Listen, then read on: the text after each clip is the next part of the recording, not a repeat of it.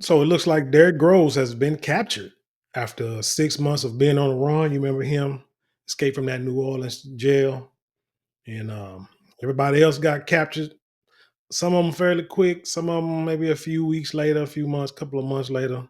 But Derrick Groves stayed under the radar, like for real, like incognito, no videos, no audio, no nothing. So somehow they found him. So let's get into it and see what happened. Don't forget to like, share, comment, and subscribe. When you do subscribe, hit the notification bell. So every time I drop a video, you will be the first to know about it. Let's hit it. Well, after some 5 months on the run, the last escapee from that New Orleans correctional facility, Derrick Groves, has been apprehended and is now in custody. Jonathan Seri following all of the breaking news from our bureau in Atlanta, where this all went down. Jonathan. Hi there, John. This all happened this afternoon, just moments ago. There was a brief standoff outside a home in southwest Atlanta, and then authorities emerged with a man in custody. His hands appeared to be zip tied behind his back. It appeared that he was cooperating with police and not resisting their arrest. It was a multi-agency. Wonder how come every time they arrest somebody, they capture a fugitive, and well, not every time, but most times they capture a fugitive, they ain't got no shirt on, and they in some boxers or some shorts. Do they just be laying in the house, half naked, doing nothing, and just laying there, just waiting on the police? Or I don't get that. Response, a SWAT team surrounded the home, and now it appears that Groves is back in custody. He had turned 28 while he was on the run. He was the last inmate still on the run after the May 16 jailbreak, in which 10 inmates escaped from the Orleans Justice Center in New Orleans. Security cameras showed the inmates removing a toilet and escaping through a hole in the wall behind it, climbing barbed wire fences and crossing a busy highway during their escape. The inmates left behind the words scrawled on the wall, "Too easy." See that? Too easy. That shows you the power and the influence of the public school system. If you don't know how to spell a word properly, why don't you just use the number two like most people do? And that way you ain't gotta worry about if anybody think you just ain't got no intelligence or not. Authorities charged 14 people, some of them relatives of the inmates, for allegedly assisting in their escape. Convicted of 2 counts of second-degree murder, Groves was in jail awaiting formal sentencing with an expected penalty of 2 life sentences with no chance of parole. While he was on the run, authorities had offered a $50,000 reward for information leading to his arrest. That arrest finally happening right here in the city of Atlanta. John? That's another thing. Why would he choose Atlanta? You got a $50,000 bounty on your head. In Atlanta, we know uh, from what we see from Young Thug and Gunna and all them other guys that they ain't got no problem telling. They ain't got no problem, taking you out either. But they ain't got no problem telling on nobody and hope you and wish you would try to say something to them about it. So you go to a place and you know this economy, come on. $50,000? Man, anybody would turn you in for $50,000. You think you just hanging. First of all, you ain't even from that town. That's one thing that I know my generation knew. It's like you can't expect to go into somebody else's town or neighborhood and expect to get that love as much as somebody who's in there. You know what I'm saying? He might got friends and family and people he know in Atlanta, but dude, you are Louisiana.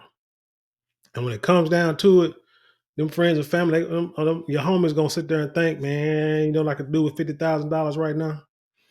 Because I'm gonna tell you, I doubt anybody in the neighborhood knew you were there or told on you unless they hung around that house. And then somebody went and said, "Hey, you know who that is? Derrick Groves in our house."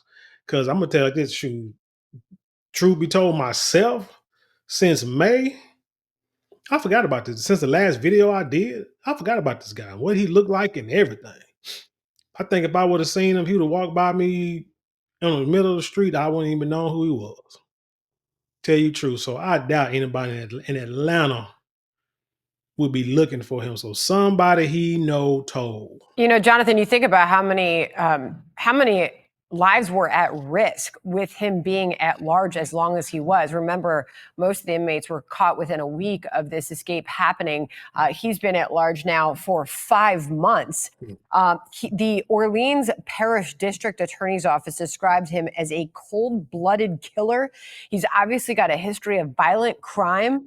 But I mean, 5 months on the run, a cold-blooded killer could have caused a lot of harm. So we're watching these pictures live out of Atlanta, and we obviously hope that this is what is happening, that he is captured.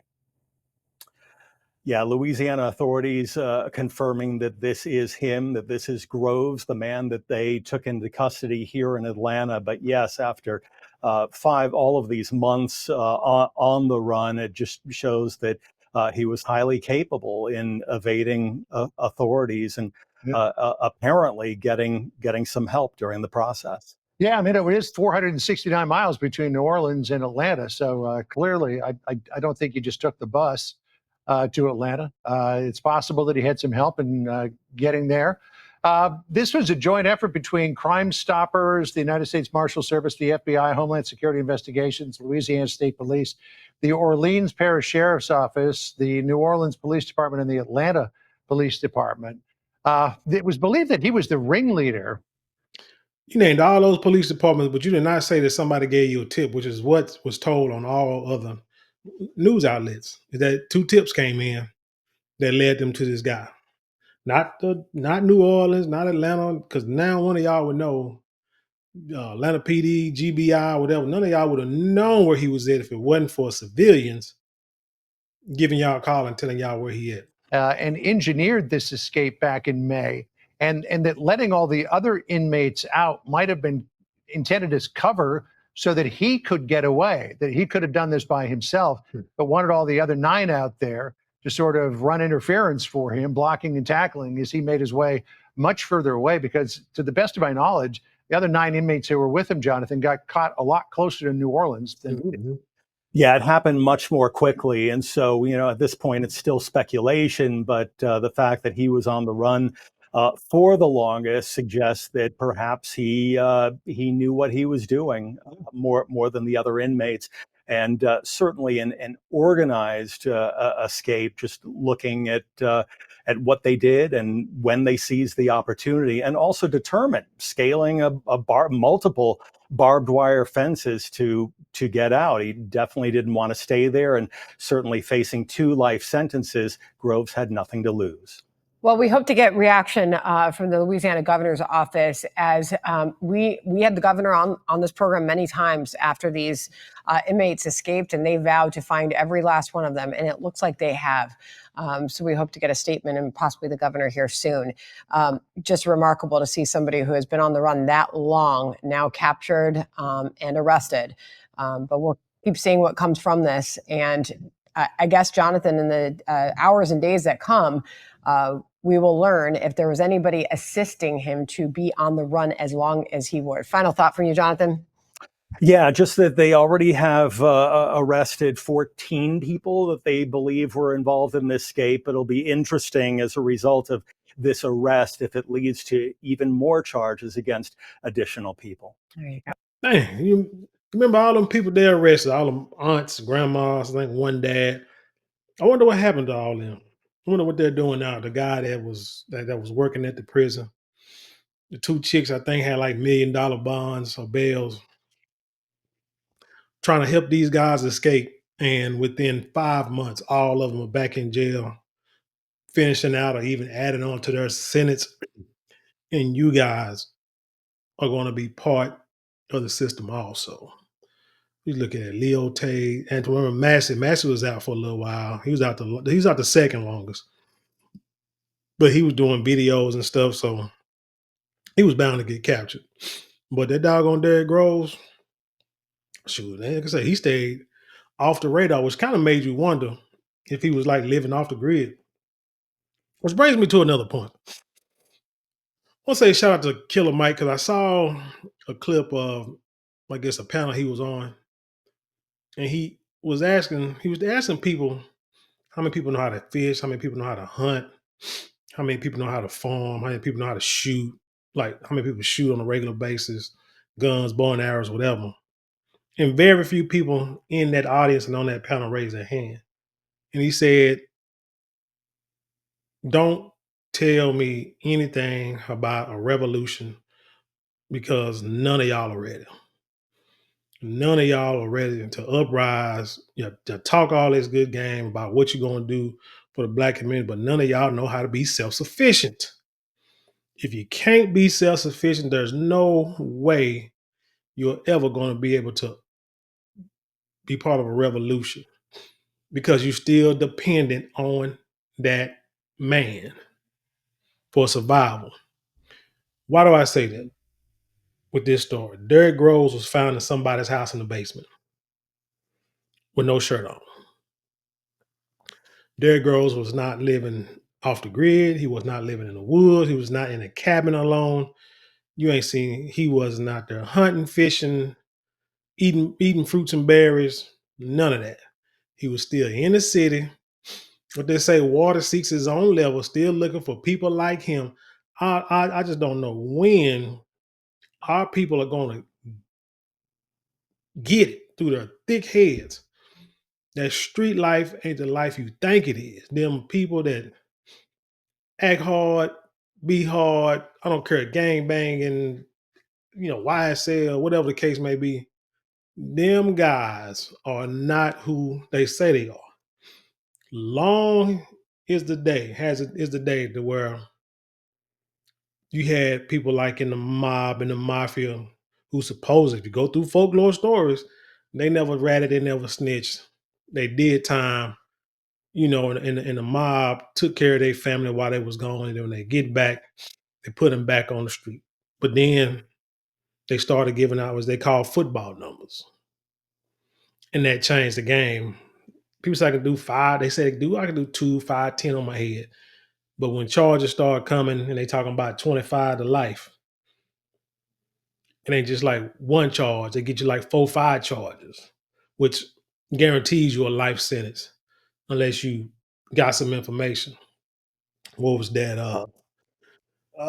Who was the brother that was heroin dealer in Harlem back in the day? Not Frank Lucas, but the other one. God, I can't think of it. His book is probably right behind me, and I can't think of his name. But anyway, remember he died like a few years ago of cancer. Nobody knew about it. He went to witness protection and ratted out his whole crew because they was messing with his wife and stuff like that. So he ratted them out because they were not loyal. And he was sitting in the prison. He gonna be in prison for the rest of his life while they out there living high on the hog off of him and not sending him no money, disrespecting him, being a woman, this and the third. So he ratted them all out. That's what it's been. That's how it's been, and that's how it is now. That's how it's always gonna be. The people that people that's close to you, shoot, they're gonna be a breaking point to where it's gonna be like it's either you or me, and right now, $50,000 look real good. It's looking real good in this economy when ain't nobody got no job. Trump and furlough. Hell, it's probably what happened. Trump and furlough. Somebody got furloughed and they ain't got no job. So like, oh hell, we got to make some money. We got to pay this rent. How are we gonna do it? I know how to do it. Should use their Trump card. Derrick Groves was their Trump card. And when it came time to cash that in, to turn that in, that's what happened. That's what I think happened. I could be wrong. But yeah, like I say, he wasn't none of them guys, they escaped. They one dude was like on a park bench eating like what was it like what you call it, grazing canes or something like that on a park bench in front of a Foot Locker in Baton Rouge and got caught. People are not self-sufficient. Am I self-sufficient? Shoot, could I think I could be. Because I mean, I try to hunt, I can fish, and I'm trying to garden. I'm gardening a little bit. I'm not a great gardener. I'm a terrible gardener right now. But I'm trying to get there. That's the thing. I'm trying to get there to the point to where if it had to be that I had to be self-sufficient, I want to be able to be like that. Because man, I know people who live on the river, off the grid pretty much, living in little trailer parks and little, little RVs. You know what I'm saying, off the grid. I know people. I know where they at, know their little towns at and everything. and they doing it. They've been doing it forever. And it may not look pretty, but it's survival. And like I say, these brothers here who call themselves escaping and didn't know where the hell they was going, couldn't survive out here. If something went down and we had to have a revolution or something like that. So it's just something to think about. Anyway, stay out of trouble and learn how to take care of yourself, take care of your family, and you got to worry about these things. But anyway, tell me what you think about this story. Like I said, I mean, sure, I can't wait to see exactly how this man lived for the last 6 months. I'm sure the sheriffs will probably put out a video by the time y'all see this. Can't wait to see. So I'll probably do another follow-up video sometime tomorrow, whatever, tonight or tomorrow. But anyway, tell me what you think about this story. Leave your comments below. Share it with the world. Let's have an intelligent conversation. You know how we do around here.